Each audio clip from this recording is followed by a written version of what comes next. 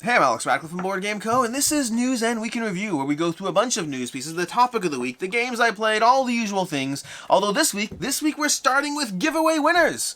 If you watched this week's live video, we did a live 2-back and out-to-back, and if you watched that video, then you know that there are some giveaway winners to talk about, because basically, One Sharp Joe is kind enough to sponsor, or not really sponsor, just giving away various gift cards to his site. I'll include a link to his site down below. By all means, please visit it, utilize it, buy from it, all those fun things. He likes to support the channel, and therefore I like to support him. But past that, also, make sure, before I talk about the giveaway winners, make sure that you only ever, just don't give money to random people. Don't respond to whatever. If you have any questions, you can go ahead and comment. I'll try to respond. Email me at alex@boardgameco.com to claim your gift card, because anyone else, the comments are nothing, Telegram's nothing, Instagram, WhatsApp, don't do any of that. It's email alex@boardgameco.com. That's how you claim your prize. So just beware your scammers, because whenever there's giveaways, scammers are next. But starting off with the 300, actually let's do the other way around. Let's start with the $100 gift card. The $100 gift card, there's three. There's a $100, $200, and $300 gift card to One Sharp Joe. Does a bunch of inserts and token holders and fun things. Either way, starting off with the first one, proving that you can indeed win a giveaway with just the token word, because the comment here was live. But the $100 gift card goes to Michael Juress 6842. Michael Juress 6842, this is you. It's your time to shine. You got a $100 gift card. Email me at alex@boardgameco.com. For the $200 gift card, we have a slightly more interesting comment. We have, is this the first live 2-back and out-to-back? Yes, it was. If not, I guess I didn't realize you've been doing it live. 2-back and out-to-back this whole time. It was the first one. I think maybe you knew that. I don't know. I did a Should You Back It live once. I did for Gloomhaven way back. Gloomhaven had the whole giant Gloomhaven thing on back kit. I did that live because I thought it'd be a fun idea. But this is the first live 2-back and out-to-back. And the winner is Kevin Furr 6523. Kevin Furr 6523. You just won a $200 gift card to One Sharp Joe. And email me at alex@boardgameco.com to claim your prize. And then lastly we have, with winning Not Dead Yet, as in live, we have Michael Jones TI9FX. I love the end terms that YouTube throws on names now, but Michael Jones TI9FX. Technically it's Michael Jones -TI9FX, but either way, you guys are the 3 lucky giveaway winners, and you won a $300 gift card to One Sharp Joe. Go ahead and email me at alex@boardgameco.com. Please note shipping is only free to the US, nowhere else, unfortunately. It's time for our news of the week, starting off with Awkward Guests 2 that announced that they're going to have Awkward Guests, well, 2. The Burroware Cases are going to be launching a 2-player version of Awkward Guests coming to crowdfunding at some point in, I assume, 2024, but I'm honestly not that sure. Also coming to crowdfunding, we have Cascadia Rolling Hills and Cascadia Rolling Rivers. These are going to be 2 roll and write games in the Cascadia universe, so both these will be coming to your table in some way, shape, or form. As a huge fan of Cascadia, I'm definitely interested in these. Don't know more about them. Will they stand out? Will they be different? Is it a cash grab on the name? Because as a cash grab on the name, it will work for me. The practical reality is, it will work on me, but nonetheless, I am curious whether it'll actually be good or not. I know that I love Cascadia, a huge fan of the game, but I was very disappointed in Cascadia Landmarks. I thought it was okay. It wasn't bad. I still have it. It was okay. I like the new cards, and then the other mechanics were okay, at least for me. But either way, Cascadia Rolling Hills and Cascadia Rolling Rivers will be coming to crowdfunding in 2024 as well. Over on Village Attacks, we have a bit of an update. I talked about this already. Basically, short version is they've had issues. The IP was bought out, and they kind of have a whole update over here from the new creator, basically talking about their plans, and they'll possibly be doing a relaunch, a future Kickstarter. And unfortunately, if you did back this, unfortunately, it doesn't really help you. I mean, there's print and play files, there's things like that. But practically speaking, you are going to have to pay for it again, which really sucks, and I'm sorry. And then the new person who has it, they're pretty transparent. They're like, if you feel burnt by this, I get it. If you're resentful, I get it. If you don't want to be here, I get it. I'm sorry. I can't help with that. What I can do is I can try to bring the project to life, which is what they're doing. These kind of situations really suck, because you can have a real frustration towards the IP or even towards the new creator, even though the only thing they're doing is helpful. It may not be as helpful as you'd like. Helpful as you'd like would be that they help give you your pledge, which some creators have been able to do in the past, but not everyone can just take on a new IP and say, okay, by the way, we're going to honor all the existing problems that there were. So it sucks. Just I would say that whether or not you're done with this game, if you were a fan of Village Attacks, if you are a backer, if you feel burnt, whether or not you're done or whether or not you're going back, just try to remember that the person who brought the IP, who bought it, is they didn't do anything wrong, so try to keep that in mind as you go through it. Anyways, moving on over here, we have, this is just a little post from Roy Canaday over on Board Game Geek. Highly recommend checking this out. Again, links to everything down below as usual. This is a short kind of list of his journey, of where he started, the process of failure all the way to success. He goes through just like, you know, I did this, I did that, I did this, I did that, and here's where I am today. I think it's one of those things that's inspiring to see. If you read through the comments, Roy touches upon something that I completely agree with. It's been a frequent question I've gotten when people ask me like, okay, wait, how do you start a YouTube channel? What do you do to actually, you know, get views and clicks and all those fun things and grow within the space? And the short answer is, I can give you a list of things that are helpful, but I cannot guarantee anything because success is a mixture of luck and hard work. There's an excellent video from Retalliation that I've referenced many, many times, but it's the idea that, yes, you do have to put your due diligence in. Yes, you do have to work. You do have to give it your all and do whatever you can and do the right things. You do. And at the end of the day, it's not up to you. Success is a combination of luck and hard work. You have to set yourself up in the position that your luck can pay off, but at the end of the day, it won't be created evenly for everyone, which is unfortunate and it sucks. But in the case of Roy's little post over here, the reason I'm sharing this is just the idea that it's inspiring to see. It's inspiring to see someone's journey and all the times they failed. And like we see this with Harry Potter all the time, J.K. Rowling, how she like, you know, pitched her book to so many publishers, no one wanted no one wanted it. She wrote it on like a train, like all these like things about like, you know, the story, the journey and all that. But like she's not someone who's like closer. She's like J.K. Rowling. She's all far away and everything. Versus Roy is like, he's just another gamer, another person in this space who wanted to do something, and it's inspiring, so I'm sharing it and talking about it. And then over there, we also have, coming from Street Masters over here, we have a, speaking of IPs being bought out, we have Street Masters being bought out by Steamforged Games. They've already announced that they bought out Alter Quest, they already announced that, but Street Masters is apparently a longer journey. They go into it in this blog post over here, but the short version is they did want to buy the IP, they've had to jump through some hoops, there were little things that were more complicated than they were expecting. This is one that people who didn't get their game, at least when I can follow on the page, it looks like you will likely be getting your game if you haven't yet gotten it from the Indiegogo campaign. You may be asked to pay shipping charges, things like that. I don't know exactly, but it looks like they are trying to honor those things. But again, as always, remember that if you are asked to pay X, Y, or Z, whatever it is, just remember this is a new person trying to take something that hasn't worked well and set it up for success. So if you're interested in following that, I assume if I'm following the conversation over on Facebook and the Sailor Brothers, it seems like there might be more Street Masters coming. There are lots of vague kind of references when people ask, like, hey, can we expect more Street Masters now? They're like, we'll see, which isn't a no, so that's a good starting point, but we'll see what happens. Street Masters is a game that, this is an interesting one, because I've been mixed on Blacklist Games titles, even the Sailor Brothers systems. Alter Quest wasn't a game that worked for me, versus Street Masters. Street Masters very much worked for me. Street Masters was a game that I really enjoyed it. I didn't end up keeping it, but I did very much enjoy it, and it's one that I am curious about. I'm curious whether this is one I'd happily give another shot and see what it was. I remember for me at the time, I was both getting into Marvel Champions and Street Masters at the same time, and I was like, I don't need both of these. Let me lean heavily into Marvel Champions. And I've leaned too heavily into Marvel Champions, so we'll see how that goes. But that's basically going to be your news of the week, which means it's time for your topic of the week. And the topic of the week is still going to be from here. I'll switch back soon enough, but the topic of the week is still going to be from here. And the topic of the week is going to be two things. It's going to be the upcoming crowdfunding campaigns and the Gamefound Feast, because both those are upcoming campaigns. But effectively, if you paid attention over here, it's currently, what day is it? Is it December 1st, I think? 2nd, 1st? I don't know. Whatever it is, whatever the date is over here, you may have noticed that you did not have your traditional upcoming crowdfunding campaigns for the month of December, which should have gone up on Thursday. So I guess today's December 2nd. December 2nd. So it should have gone up on Thursday, upcoming crowdfunding campaigns for the month of December. And the reason it didn't is because there's like 5. There's like 5 campaigns for the month of December, at least as of now. Regular reminder to go ahead and subscribe to Shelf Clutter if you want the most up-to-date information, because he will have the most up-to-date information, or alternatively, he might just have like no videos for you in the next 4 weeks, unless a bunch of campaigns start showing up. I don't know his process fully, but we'll see. But effectively, because there were only like 5 campaigns, I was like, you know what? Forget that. We're not going to have a video about upcoming campaigns. We'll bundle it into the week in review. And while we're at it, we'll talk about the Gamefound Feast, loosely, just going over the 8 new titles they announced over there. But starting off with Draconis, the fantasy board game. Most of these, by the way, are launching like in the first week of December, so, you know, they're just coming very quickly. I'm not spending a lot of time on these, by the way. I'm just going to be going over them very quickly. Even within these, like, only 5, they're still not, like, you know, super popular. There's like 1 or 2, but we'll see. But Draconis, the fantasy board game from the Yellow Hand, this is going to be launching over on Gamefound the first week of December. We also have Colonial 1700 to 1800, also launching very, very shortly. In fact, like a day from now, shortly, that kind of shortly. It's going to be launching as well. 1700 people following this one. A little more going on. You know, strategic game for 1 to 5 players that recreates the clash between European powers to preserve and increase peace the colonial empires during the 18th century. Then we have the big one is going to be Tiny Epic Cthulhu, which is going to be competing with nothing. They're not competing with anything, or at least nothing large. Tiny Epic Cthulhu with 12,000 people following the campaign. I mean, they'll be competing with active campaigns, because like Nemesis Retaliation is still going, Lucky Duck might still be going. Lots of campaigns are still in that range. I think Horizon Forbidden West is still going. Don't know exactly when things end or not, but either way. But Tiny Epic Cthulhu over here. This is going to be the long mentioned, often people were just waiting, when are you going to have Tiny Epic Cthulhu? It seems like a natural fit for the series, and it's coming to your table. Although I will say, I've seen Rado's coverage of the game, and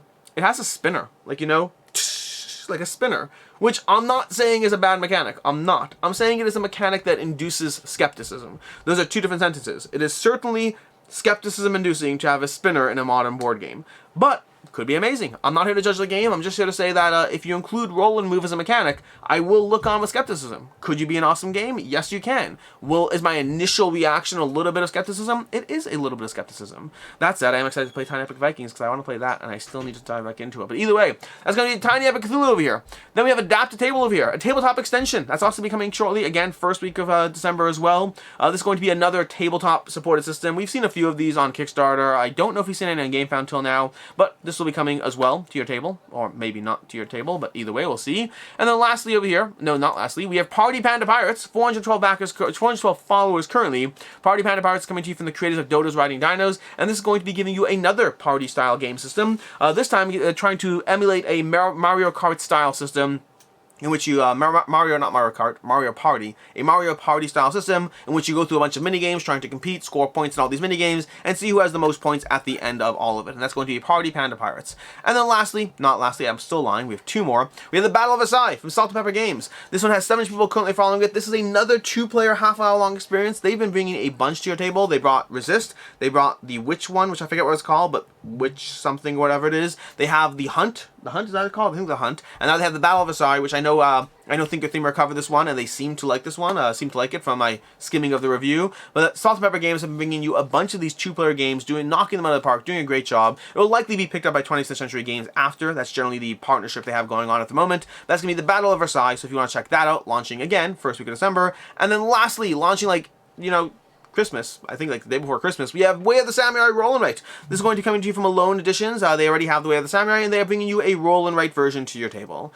And so here are your upcoming campaigns for the month of December. And if you're like, wow, that's a late month. Yeah, it is. That's what happens during December and holiday season, although this is like the lightest I've ever seen a light month. At least as of now. We'll see what happens. We'll see whether there's more. Maybe as the weeks go by, there'll be more. Maybe there won't be. I don't really know, honestly. So we'll find that out. But with that, we're gonna follow up with more campaigns. Although this time not for the month of December. So although one of them might be. One of them might be for the month of December. But we're going to go ahead and have the Gamefound Feast over here. I'm going to briefly talk about these 8 titles they announced over here. If you missed it,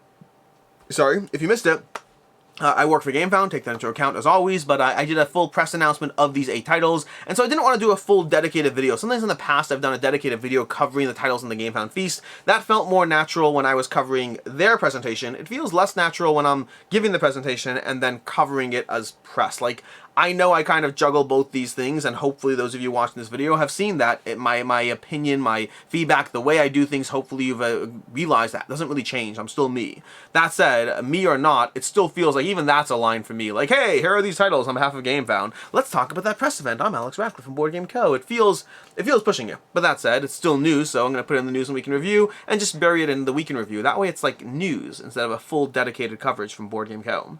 But with that said, we have 8 titles joining Gamefound. We have we have more than that, but this is the Feast event. The Feast event, we're highlighting 8 titles. We have Master of the Universe, the board game, Clash for Eternia. This is going to be a reprint of Master of the Universe, this time with worldwide shipping and with 2 new characters. So if you wanted to pick it up, this is your opportunity to do so. If you've seen the reviews and are interested in it, if you already have it all and just want new characters, 2 new characters is all it is. Or if you are international and you didn't have a chance to get your hands in it, well then you can go ahead and get your hands in it when it launches sometime. It doesn't have actually a date yet, so we'll see. We have Starforged. Dwarven Forge bringing Starforged. It's going to be terrain to your table, more like Dwarven Forge, like sci-fi sci-fi terrain, incredibly expensive stuff, but also incredibly cool if you are playing like RPG stuff or Warhammer 40k or anything that can benefit from that kind of cost and expense, and also, you know, stuff over there. We have Ice Unlimited, bringing you some more content for Ice Unlimited as well. Expansion to Ice. Ice is a fantastic game. Really enjoy that one. They're coming back to, back to crowdfunding, but specifically to Gamefound with their project. You may recall there was something already on the project, on Gamefound. That was because previously they had Ice kind of like a last call, like, hey, we have a few copies you can buy that are in the shipping hubs, and that's kind of it. And now they have Ice Unlimited, the full campaign for that. We have Last Light 2nd Edition and Alien Expansion Pack. That's going to be some more content for Last Light from Grey Fox Games from Canaday. So again, another one that if you want the deluxe edition of the game as opposed to the retail, because retail you can get your hands on the retail, but if you want the deluxe edition of the game, this is your opportunity to go ahead and follow the campaign and jump on that one. And many of these campaigns, by the way, do have follower gifts. Make sure to check them out to see which ones do. I think like 7 of the 8. Like Master of the Universe doesn't, but I think the other 7 all do, but I could be mistaken. We have Robot Quest Arena Bot Battle. That's going to be bringing you 4 new robots and a larger neoprene map and a larger map for the game in case you want to play through Robot Quest Arena. So if you want to check that out, that as well is going to be on the campaign. So another relaunch campaign. This is actually mostly relaunch campaigns, 2 new projects and then new terrain. We have Coliseum. Coliseum is going to be a reprint of the way older edition of Days of Wonder, and then TMG had it. But Coliseum from Fantasia Games. But also, this is important. This is not just Coliseum. This is Coliseum and a new game, Ave-Titus, not entirely sure. But there's going to be a new game within the Coliseum universe. So it's a different game. You don't need to play Coliseum. You don't need to have heard of Coliseum. So there's going to be 2 different games, and that's a big deal. Because if you played Coliseum and you wrote off Coliseum because it wasn't for you for whatever reason, or you already have it and you just don't need a new edition, there is a full other game in this campaign. It is not just Coliseum. It is Coliseum and Coliseum Ave-Titus, which makes it sound like it's an expansion, which it isn't. So that's a marketing hurdle they're going to have to overcome, because I'm worried about the 500 people that never even click on the campaign because they just think it's Coliseum. Then we have Thief England, Alliances, Treachery, and Power. That's going to be a follow-up from Thief France or whatever. There was the original Thief in 2011, then there's Thief France, and then there's Thief England coming to you from Academy Games. That's going to be bringing you controlling noble houses as you try to vie for control and power and all that. And then lastly, we have a 7th anniversary edition of Feudum. Feudum coming to you from Oddbird Games is going to be launching on Gamefound. So these are the 8 newest titles that we just announced over on Gamefound, and that is going to be everything, which means it's time for the week in review. Starting off first and foremost with the games I played, which has been a week. Like just like this is like one of the worst weeks as far as the amount of games I've played this past week compared to I don't know when. Like I average 5 games a day. That's my average, roughly. I mean, just based on where I am, but maybe 6 games a day. I average a lot of games a day. This past week I've played maybe like 8 games total, which I recognize for some people that's like 8 games is a week. For me it is. It's not. It's been busy. I've been prepping for packs, I've been getting videos done, I've been managing the whole Gamefound Feast and everything like that. There's been a lot of stuff happening that have just been It's been a lot. I'm catching up. Anyways, as far as some of the games I did play, though, first of all, got 2 games of Planet Unknown in. That was fun. I enjoyed Planet Unknown. It's always a fun one to play. I got a bunch of, well, before we get into that, so Planet Unknown, I got a bunch of games of that in. I still really like it. It was one of the first games that I messed around with the full event deck, going full on hard. Like, I played with the events a little bit, but I just went with full punishing events the whole way through. I enjoyed it. It's fun because, like, everyone's getting punished equally, although mostly equally because it could affect someone worse than the other. That's true with any of the events. But ultimately, I still enjoy Planet Unknown, while still always feeling a drop thrown off that you're not always trying to create the largest area of terrain and all that. So you're not always trying to link terrain types. You're ultimately trying to fill your board while being mindful of your unique corporation, unique planet, and any other goals that are currently in play. So still enjoy it. Got 2 games in, one at 2-player, one at like 5-player, 4-player, but overall really enjoyed Planet Unknown. Also got into a bunch of plays of Codenames. Codenames is still delivering. Codenames is just a good time. I got like 4 plays of Codenames in a row, and I like it. I like Codenames. It is a consistently good time.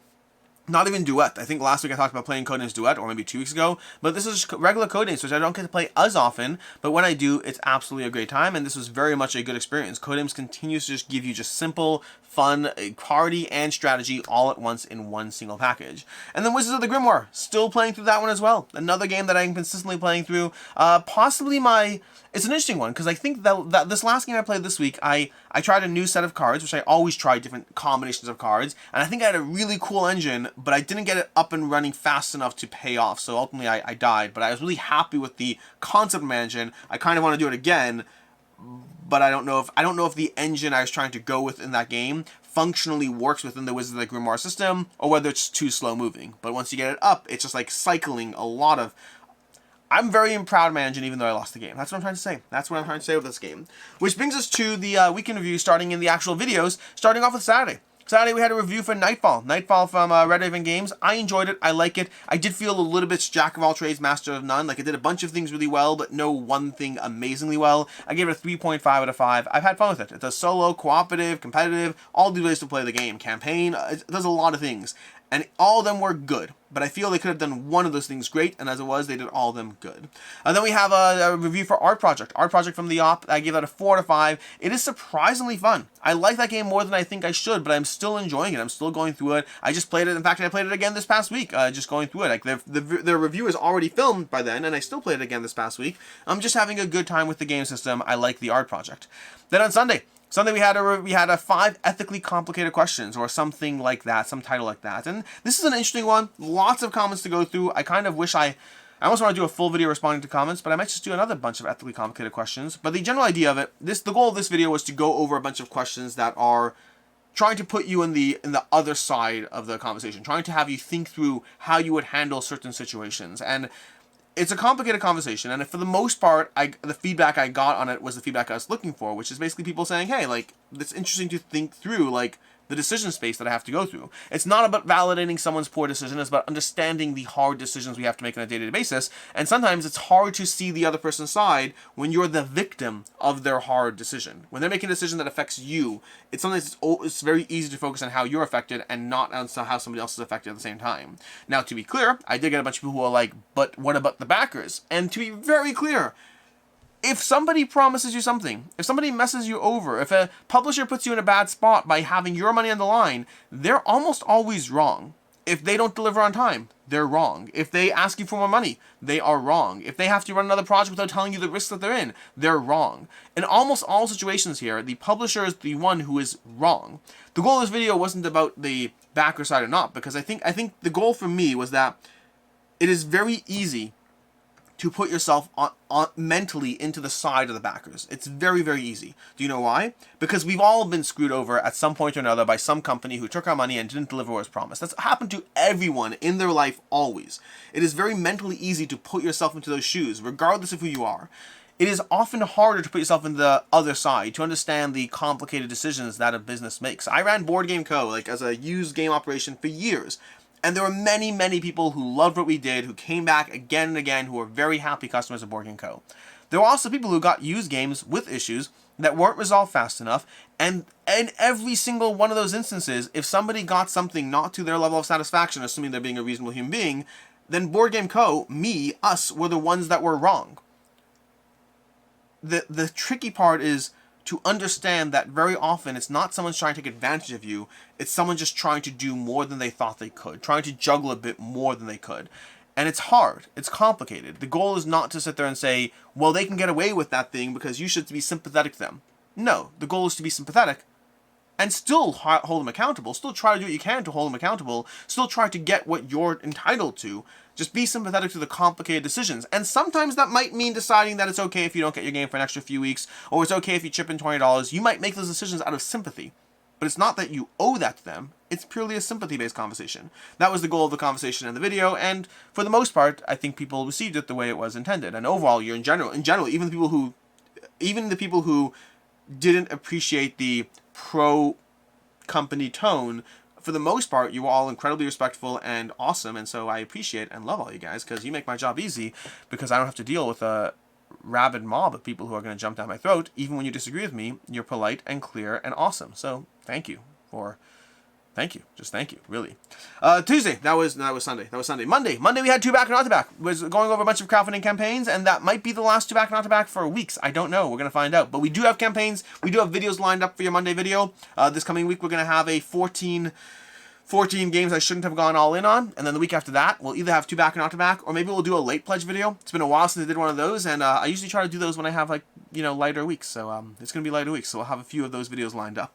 Anyways, that was Monday. Tuesday, we have a few videos, as usual. We have a Moonrollers review, going over Moonrollers from IV Games. That's an interesting one, because I hate campaign quotes. I hate campaign quotes. But Moonrollers is a good game. I like the game a lot. I give it a 4 out of 5. I enjoy it. Over on the campaign page, the quote that they have is it wrong to say this is this is possibly going to be my most played IV Games game? Which is a quote I gave them. I gave them to it. It was not paid coverage. I don't mind doing quotes for non-paid coverage, and so I gave them that quote.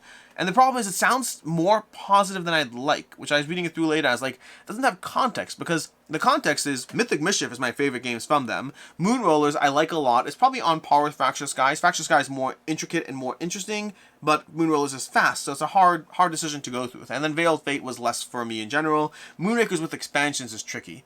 Moonrakers, I think Moonrakers with expansions I like more than Moonrollers. With expansions I like it more than Moonrollers. But Moonrollers I like and enjoy, but it's just easy to play. It's easy and fast to play, which is the point of my quote, but I realize my quote can come across as being like, this is my favorite one, which it certainly is not. It's a very good game. I like it a lot. That's Moonrollers, a 4 out of 5. Then later on Tuesday, we had a Gudnak Preview. Meg covered a Gudnak, which is a 2-player card game system, where you're trying to besiege each other's fortress over there while dealing with your deck and cards and all that stuff. And then lastly on Tuesday, we had a Divinity Original Sin the board game preview, not preview, gameplay. It was a sponsored gameplay, but we dove further into the world of Divinity Original Sin. We should have more content for that coming. I don't know. We might have more content for that game coming. I don't know yet. We'll find out.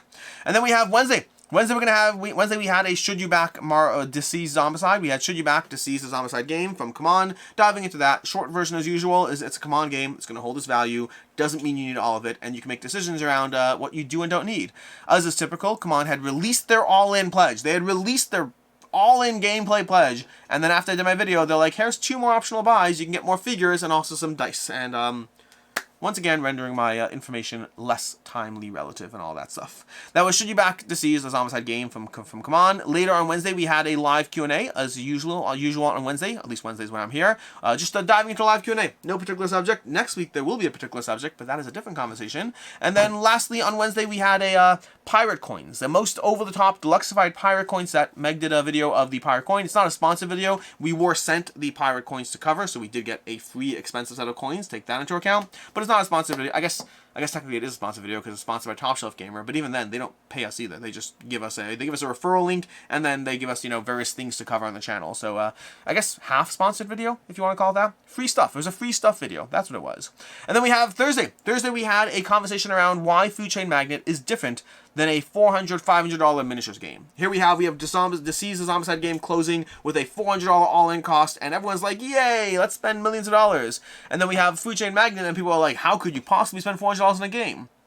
Which is an interesting question, and it's an interesting conversation. I saw a lot of people who are questioning, why is Food Chain Magnate not entitled to that same level of cost that a miniatures game, which are left, right, and center, and nowhere near as good. DCeased is amazing. This is a great game. I like Zombicide, but Food Chain Magnate is 38 on BGG. It's really highly ranked on BGG, contrasted with a whole lot of games that people spend boatloads of money on that are not highly ranked. So why all the pushback? And so the point of that video was to go into my 7 reasons of why I think the pushback exists. Then later on Thursday that was Thursday. Then on Friday we had a few videos. Hopefully we had a review for Nemesis Retaliation. I say hopefully because it's not yet edited as of the time of this video, so we'll see if we got it ready. If not, it'll go up next week. So Nemesis Retaliation review, we'll talk about that. Then we also had Ingenious. We had a review for Ingenious. Gave that a 3.5 out of 5. I really like Ingenious. It's one of the first games I got in the hobby. It has a cap as how interesting it is, but it's a great game, great family game. It's a game that I got rid of because I played it a lot, got rid of it because it's no longer relevant, and now it's relevant again because, first of all, it got reprinted, and also because my kids will play it. My kids have all played it and enjoyed it, and so I'm able to replay Ingenious, and now I need to hunt down Quirkle again, because that was another one. Quirkle was another one that I got into the hobby with. And then we had lastly on Friday, we had a Marvel Zombies unboxing. The all-in for Marvel Zombies finally showed up, and that means I got to play it, but also I got to do an unboxing. So if you want to see all the Marvel Zombies content, well, you can. That's how the videos work. And then we have today. Today we have a few things. We're going to have a review for Kiri Eye the Duel going up from Lucky Duck Games, and we're also going to have an Epic 7 review. And just a spoiler for that, Epic 7 is I think it's the single most negative review I've ever had on the channel. There was that one dinosaur game which I wasn't really a fan of, but I think Epic 7's arguably worse. But yeah, you can watch that in case you want to see me not love a game. It's a review copy. But yeah. I felt bad, but I gave it multiple. whatever. We'll get into it. You watch the review. Watch the review. Then we have going on next week. Next week we have, that was today. Then we have next week. Next week we have a few things. We're going to have 14 games I shouldn't have gone all in on. We have a Blood on the Clock Tower re-review, hopefully going up this week. We'll see. It's actually more than that. It's a Blood on the Clock Tower re-review, and actually like an entirely filmed game, but not like a filmed gameplay proper. Literally I just put up a vlog camera while we all played and just, you know, got a little mouthy with each other there for the next hour or so. But if you want to watch that, if you want to see my updated opinion after 3 more games of Blood on the Clock Tower, I had that one game and then I kind of put out a whole video trashing Blood on the Clock Tower. Well, trashing my experience, but people, either way. And then we have 3 more games that I've played, and my opinion of Blood on the Clock Tower, it has improved. How much has it improved? Well, you can watch the video and find out if you check that out later this week. And that is basically everything. As far as the games on the table, as usual for the games on the table, these are the games I hope to be playing this week. We have a whole bunch of party games over here, and Apiary. Why? Because I'm heading to PAX Unplugged. Well, that's not true. I'm currently at PAX Unplugged when you watch this video, and I hope to be playing a bunch of fun games with my friends, and Apiary was requested, and party games were not requested, but they're going to happen because it's a group of friends, and so party games will happen. Which means I could go ahead and end this video, but this is time for the movie reviews. We have our movie reviews, our weekly movie reviews. I'm curious, like, I don't know if you guys will watch the movie reviews or not, but honestly, it's at the end of the week in review, and I kind of want to do them, so I'm just going to keep doing them, and at some point, I might ask for feedback as to whether I should keep doing them, but for right now, I'm going to keep going. And we're going to start off with Old Dads. Old Dads is a comedy over on Netflix, and this one was, it's featuring Bill Burr as their primary person, but it's basically a bunch of older, and again, warning for these are going to have light spoilers. I'm not going to heavily get into the plot, but light spoilers. I'm going to roughly talk about the plot, the synopsis, how I feel about things, so all of those things. But Old Dads has you following primarily Bill Burr as the main character, the protagonist as it were, and he has anger issues. And the whole concept of this is these are, you know, middle-aged people dealing with some degree of like kids in the picture, and in particular, Bill Burr has a bunch of anger issues, and then the whole movie is about their arc. You know, their arc with them, you know, their significant others, their partners, how they balance that. And in the case of Bill Burr, how he handles his anger issues, which seems apropos for Bill Burr. But I found the movie both entertaining, because Bill Burr, entertaining because the general concept of the way they approach certain like, I don't know, just things. It was an entertaining movie, and I liked it a decent amount. There were parts of it that were less my jam, but overall I had a fun time watching it. The biggest thing that I walked away from it being frustrated by is the premise of the movie to an extent is that Bill Burr has anger issues, and he has to address those anger issues and improve upon them throughout the course of his journey in the movie. That's like a big subplot of the movie. It's not the essential only thing, but I think in terms of if you're looking for like, what's the story of the movie, that to me is, I think, the story other than just, hey, we're here for the entertainment. And, the only problem I have with that is most of the people he has anger issues with, I have anger issues with. As the viewer, I sided with him on like every single interaction. Granted, the way he responded was a little more over the top than I would. Like, if I disagree with you, I'm not like, oh yeah, well, F you and F you and F this and F that. Like, I don't do that as a response to my anger issues, but all the people he's angry with, for the most part, are wrong. And like one person gets their...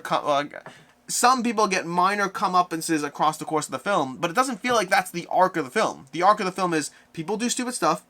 Bill gets more annoyed than his character's name's not Bill, I just don't remember what his character's name is. Bill gets more annoyed than he should be, and then at the end, Bill controls his anger issues better than he did before. And I'm like, that's not the ending I wanted. I wanted all these people to be, either way, I liked the film.